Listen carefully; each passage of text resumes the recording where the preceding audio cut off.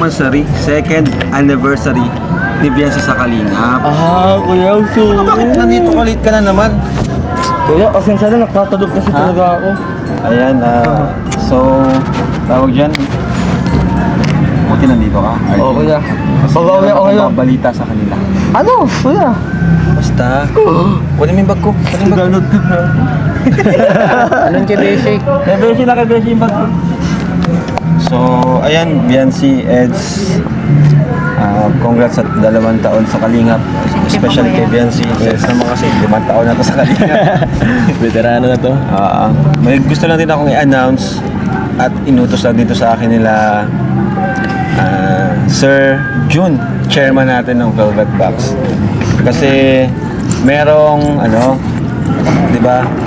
Sa summer walang pasok. Wala talagang pasok noon. Yung sinantya namin na walang pasok. And tapos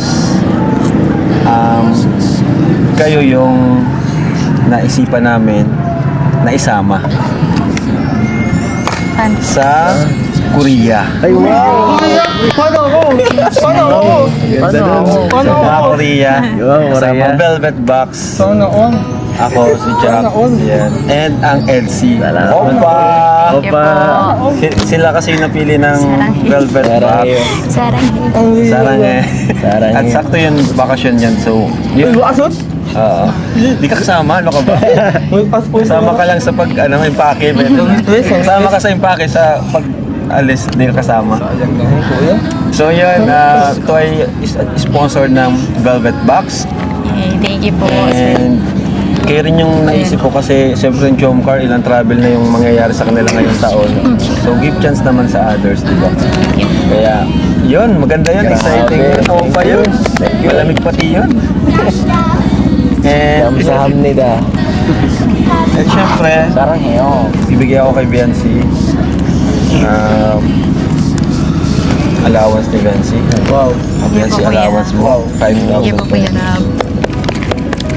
Kung nga pala, Ben, kumusta naman yung yung schooling mo, yung allowance mo, saan galing? I mean, yung nagpapaaral sa'yo, yung pa rin? Yung sa allowance, yung sa allowance, Sa tas tuition? yung tuition po, Kuya. Oo. Kay, po, Mami Rexy po. Si Kuya JJ po ang nag-ano. Galing? Thank you po. Yan, thank you nga po pala kailangan Thank you Mami po. Rexy po, tas kay Kuya Lito po sa, pagbibigay po ng tuition po. Para So sa yan pag-aaral. guys, alam nyo na, mga ka-EDSI, kasama sila sa nyo na ang bulong. Grabe. May bulong na si JJ. Ay, bulong na si JJ pala nakakaalam. Ayan po. So, yung problemahin nyo na lang is syempre yung baon, di ba? Kasi wala mo na tayong problema sa So, yan po.